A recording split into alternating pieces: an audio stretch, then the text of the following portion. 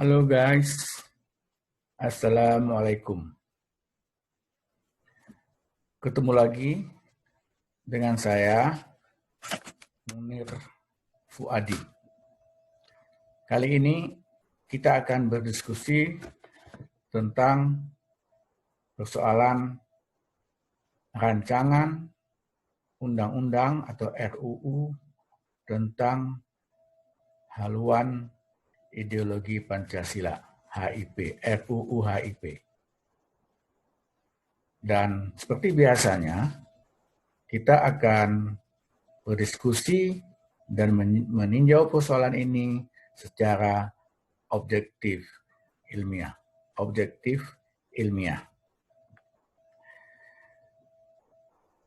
RUU haluan ideologi Pancasila ini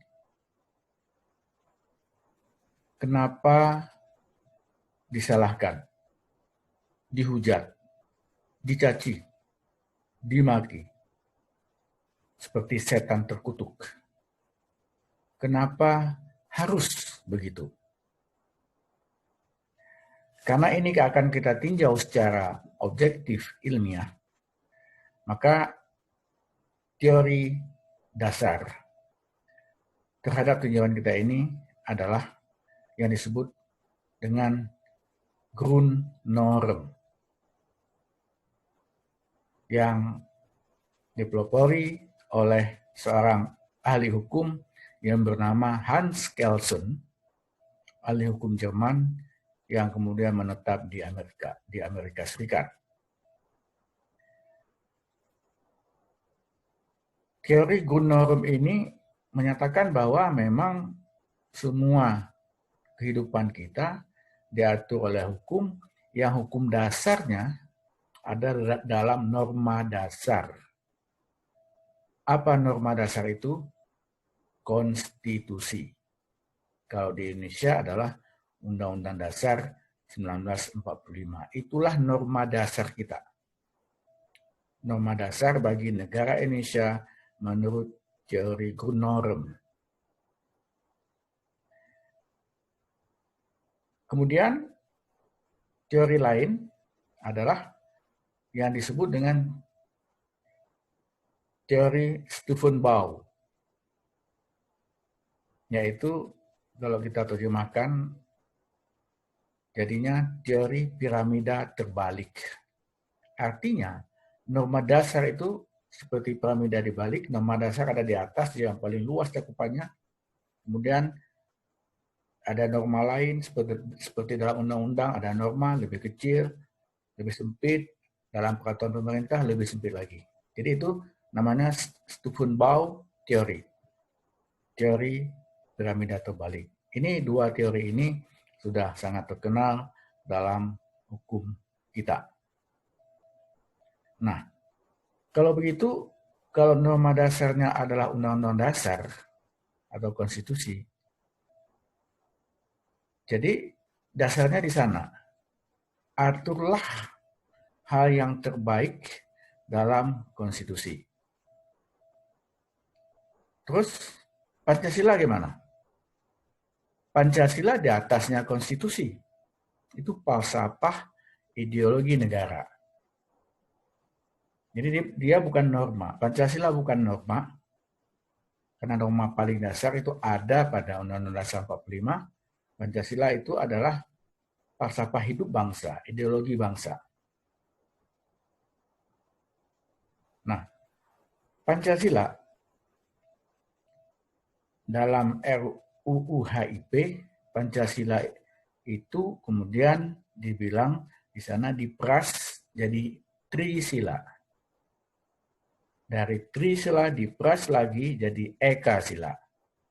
Jadi dari Pancasila 5 sila, 5 sila ya, kemudian jadi 3 sila, 3, kemudian jadi 1 sila.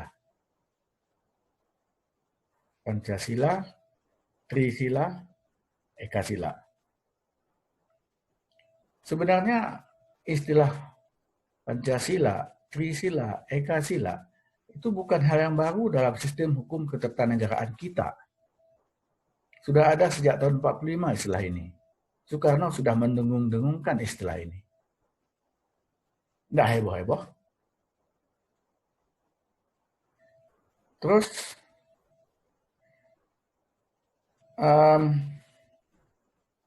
kenapa sekarang jadi heboh? Ya, biasalah. Ya, kalau orang dulu pada waktu kemerdekaan berpikir tentang secara serius berpikir tentang bagaimana memfondasikan negeri ini. Kalau sekarang ini zaman tidak lagi zaman begitu, ini zaman heboh-hebohan. Ya, makanya jadi heboh. Karena zamannya heboh-hebohan. Zaman heboh-hebohan sekarang, zaman teriak-teriakan, zaman menggoblok-goblokkan orang, dan sebagainya. Ini zaman ini. Karena itu, apapun dihebohkan. Ketika dimunculkan lagi konsep Pancasila, Trisila, Ekasila, heboh lagi, dihebohkan. Heboh karena dihebohkan. Nah, kemudian tersebut pula dalam rancangan Undang-Undang HIP tentang Pancasila itu ditafsirkanlah tentang sila ketuhanan yang Maha Esa. Itu disebut sebagai ketuhanan yang berkebudayaan, yang kemudian jadi heboh. Jadi ketuhanan yang Maha Esa dikasih syarat, harus berkebudayaan. Disempitkan, itu kita menyempitkan ketuhanan yang Maha Esa. Itu juga tidak tepat, tidak benar. Ya, jadi memang kita akui bahwa sila ketuhanan yang Maha Esa itu, istilah ketuhanan yang Maha Esa itu bisa ditafsirkan kemana-mana. Bisa liberal, bisa super liberal, ultra liberal, bisa sangat konservatif, ya, bisa macam-macam di situ. Nah, jadi memang ini bisa terjadi perpecahan ini. Tafsiran sila ketuhanan yang Maha Esa ini bisa kelewat ekstrim ditafsirkan, bisa kelewat liberal, bisa kelewat konservatif. Itu berbahaya. Karena itu memang perlu ditafsirkan secara benar. Nah, orang zaman ini, ya kita yang tafsirkan. Nanti anak cucu kita mungkin tidak terima penafsiran kita, dia tafsirkan sendiri, dia ubah lagi tafsiran itu. Tapi tetap sila ketuhanan yang Maha Esa itu tetap sebagai dasar utama, yaitu sudah harga mati. Sebenarnya kita akui bahwa kalau tidak diarahkan tafsiran ketuhanan yang Maha Esa, itu bisa penafsirannya lain. Bahkan kita kenal sistem khilafah, itu juga penafsiran dari ketuhanan, tapi yang tidak sesuai dengan Pancasila. Nah, jadi sistem atau sila ketuhanan yang Maha Esa itu ditafsirkan sebenarnya harus sesuai dengan peradaban. Tafsirannya bahwa semua agama yang berketuhanan yang Maha Esa itu pasti mengakui peradaban. Pasti. Cuma tafsirannya yang kadang-kadang melenceng. Karena itu sebenarnya istilah yang tepat adalah ketuhanan yang Maha Esa, ya, dengan tafsiran yang ditafsirkan ini yang harus diluruskan dengan tafsiran sesuai dengan peradaban. Nah, begitu. Bukan kebudayaan tapi peradaban. Peradaban yang tinggi itu semua agama juga mengakui ini. Tetapi tafsirannya oleh manusia kan bisa beda-beda. Kemudian Pancasila mau diimplementasikan dalam undang-undang. Pancasila perlu penafsiran, perlu implementasi, perlu peraturan yang aplikatif. Kalau enggak ada artinya itu Pancasila. Kalau tidak diterapkan dalam kehidupan kita, sila dimasukin ke undang-undang. Terus bagaimana kita menafsirkan Pancasila? Lewat Undang-Undang Dasar. yang dibilang sesuai teori Grundnorm tadi, Undang-Undang Dasar, Konstitusi, di situ tafsiran Pancasila. Di situ kita jabarkan. Jadi yang semula jadi ideologi, jadi falsafah, dijadikan norma dasar.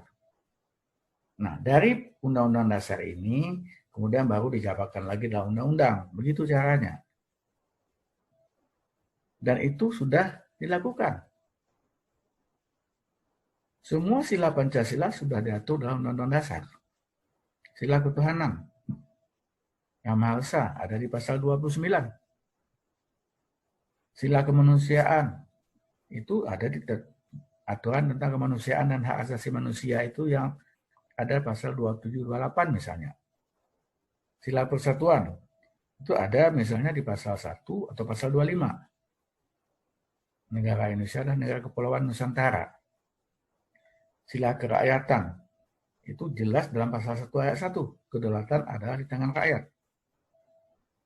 Atau tentang demokrasi, atau tentang susunan pemerintahan, atau tentang pemilihan langsung. Itu kan semua sila kerakyatan.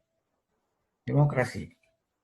Dan keadilan sosial juga banyak sila-sila Pancasila yang mengatur tentang keadilan sosial. Misalnya pasal 34 tentang perlindungan orang terlantar, tentang pelayanan kesehatan, tentang sistem jaminan sosial, itu ada semua sudah. Itu sila kelima, keadilan sosial. Atau tentang ekonomi kerakyatan, pasal 33, koperasi, dan sebagainya. Itu adalah pengaturan tentang sila kelima. Jadi semua sila dalam Pancasila sudah diatur sudah diinterpretasikan dalam konstitusi, Undang-Undang Dasar. Nah, yang perlu sekarang kita jabarkan lagi pasal-pasal Undang-Undang Dasar itu dalam undang-undang. Nah, itu bisa. Yang penting sebenarnya bagi Pancasila, bagi kehidupan kita bernegara dan berbangsa ini, yang penting Pancasila itu kita amalkan.